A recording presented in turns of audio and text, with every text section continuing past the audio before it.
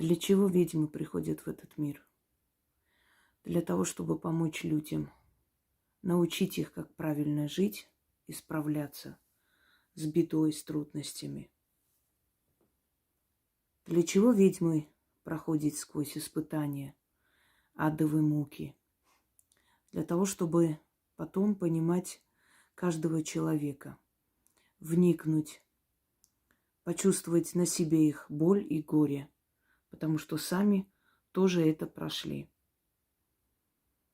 Почему ведьмы проходят эти муки ада? Для того, чтобы в этом отчаянном состоянии нашли ответ на свой вопрос, нашли исцеление самих себя, спасение, чтобы задавали вопрос во Вселенную, в мироздание, оттуда пришел им ответ. И применяя совет, полученный во сне, в подсознании, любым иным способом, таким образом спасли себя и создали новые работы. Те, которые не прошли трудности в жизни, навряд ли они понимают других. Кто не голодал, тот не понимает собаку, которая на улице скулит от голода. Кто не жил на улице, тот не понимает бездомного. Кто не страдал от любви, тот не понимает, почему другой страдает от любви и предательства. Кто не был беден, тот не оценит богатство. Кто не потерял, тот не оценит то, что приобрел. Все это, проходя, наша душа становится более зрелой, проходит эту трансформацию, умирает и возрождается в новом обличии, по-новому, более мудрой, более опытной. Вот поэтому ведьмы и проходят все эти адовые круги, чтобы сами пройти на своей коже, на себе ощущать это все, найти выход из ситуации, применить, получить помощь, а потом научить этому других. Когда-то, в какой-то момент своей жизни, когда мне казалось, что я не выживу, не выйду живой из того ада, который я втянула саму себя, будучи наивной. А у нас иногда притупляет чувство осторожности, потому как еще научат тебя, если не таким образом? Если мы все будем предвидеть, то есть сможем предвидеть и все капканы обойдем, то откуда нам набраться опыта жизненного? Приходит момент, когда ты уже можешь обойти эти капканы, но до этого ты попадаешься на эти капканы, тебе ломают жизнь, ломают судьбу, разбивают вдребезги твою мечту, и ты снова встаешь на ноги, собираешь себя в кучу и идешь дальше. Так вот, когда-то была такая безысходность. Мне было 28 лет. Ужасная безысходность, когда я осталась дома одна. Все ушли по своим делам. Я помню, что я кричала, вот просто я орала в выступлении, глядя на стены, как будто они давили на меня. Я просто кричала, я больше так не могу. Меня разрывало изнутри. Вот эта боль меня уничтожала изнутри, словно внутри меня некто раздирал меня когтями. Я понимала, что я больше так не могу, что это невыносимо так. Я вот до сих пор помню, я даже во сне вижу себя. Это такое ощущение, знаете, уже на грани безумства, когда отчаяние поступает к горлу.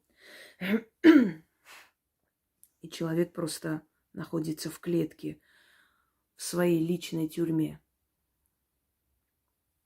И вот этот вот крик, хриплый уже, потому что ты не кричишь, ты просто уже, это в визг превращается, потому что голос хрипнет, оседает. Ты уже просто хрипишь этим голосом. И ночью мне снится женщина, которая берет меня за руку, ведет за собой, потом говорит: слушай и запоминай. Я послушала и запомнила. Я встала, записала. И позже я выложила этот ритуал оживить пространство для практиков. Но то, что она мне сказала, и я запомнила, и записала, и передала вам, доработав, конечно, это все можно было применить практикам. Потому как там было, извиняюсь, открытие пространства, открытие порталов, демонических сущностей, темных богов. Это можно было сделать только мне. Потом я дала людям ритуал «Вечное движение», который замечательно работает. Но решила, что людям нужно дать ритуал менее зловещий, потому что тот, естественно, подходит только для моей энергии, но для них применимое. Да, кстати, когда эта женщина во сне дала мне этот ритуал, и я его сделала, точнее, начитала этот заговор, у меня все разрешилось за короткое время. Потом я, собственно, очень быстро закрутилось все. Потом я приехала в Москву, я уже, 28-29 год. И прочее, прочее. Одним словом, действительно оживилось пространство, и оно начало мне помогать. Мне и тогда помогало пространство, но были и определенные испытания, которые, видимо, мне нужно было пройти в любом случае. Но и то мне было невыносимо, и я просила периодически о помощи. Я получала эту помощь. Так вот, дарю вам оживить пространство. Вот эти символы, это как колесо судьбы, которое вы символически крутите. Вот таким образом. Дело в том, что когда есть предмет-посредник, то ритуал срабатывает быстрее. Я могу заговор начитать, оно сработает. Без ничего. Человек может сильной энергией начитать заговор, сработает. Но не у всех есть сильная энергия, тем более человек, когда в отчаянии, у него не такая уж сильная энергия, чтобы сразу же получилось. Поэтому нужны предметы-посредники. Вот предметы, извиняюсь. Вот именно поэтому работа с куклами, с матанками, с ключами, это все предметы-посредники, которые берут на себя роль посредника. То есть они становятся инструментом для достижения цели. Желательно, чтобы это была осина на вот таком кругляшке. Нужно вырезать, выжечь, чтобы были четкие знаки. Солнце. Солнце – символ власти, вечности, обновления, потому что солнце все время поднимается, потом уходит ко сну, потом снова поднимается над мирозданием. Вечное движение. Вот эти восьмерки, бесконечность, чтобы оно все бесконечно длилось в жизни, то есть все доброе, все нужное. Ключ – это решение, ключ от дверей судьбы. Ключ символизирует открытие пространства, открытие порталов. Ключ еще дает такую символическую власть. ключник, то есть имеющий знания, те знания, которые тайные даны не всем и которые приведут человека к его мечте. Стрела, нацеленная на небо, то есть открывающие небеса этот ключ. И цель, которая преследую, то есть которую я преследую, и эта цель, она как бы осеняет этот ключ. То есть ключ открывает мою цель, открывают небеса, чтобы небеса дали мне мою цель. Символически небеса, говорю, силой открывают двери судьбы. Итак, вот таким образом мы сейчас будем оживлять пространство. Когда можно применить этот ритуал, заговор, и причем вот этот кругляшок можно носить и с собой, в сумке можно носить, можно дома оставлять. Когда вам нужны, знаете как, нужна свежая кровь, то есть нужны перемены. Когда вы ищете решение проблемы, не можете найти, не знаете, как поступить.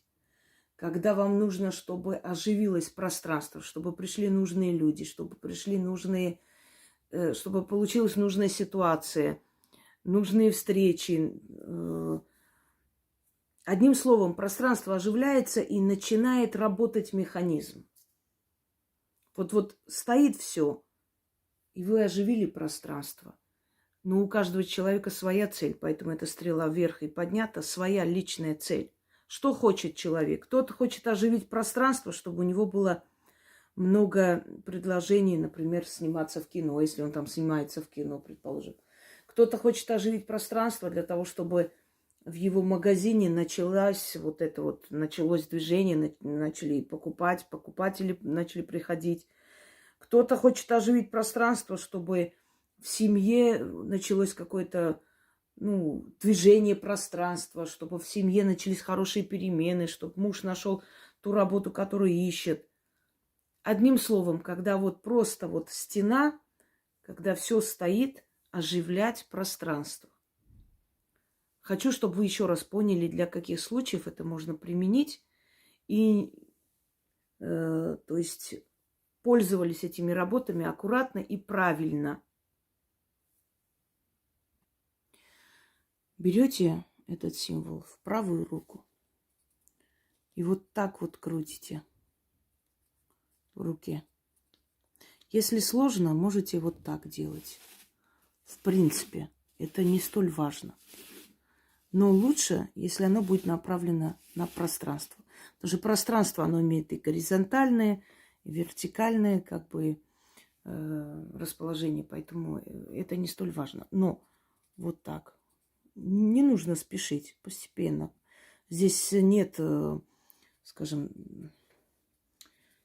не принципиально, как вы быстро крутите, медленно. Главное, чтобы вы... Сейчас исправлю. Главное, чтобы вы прочитали. Читать нужно 8 раз. Я сейчас не буду крутить, я просто вот так сделаю. Символ вот он. Можете отскринить, подвести поближе, смотреть. И вот. Это мне Яна выжгла, собственно говоря. Начнем.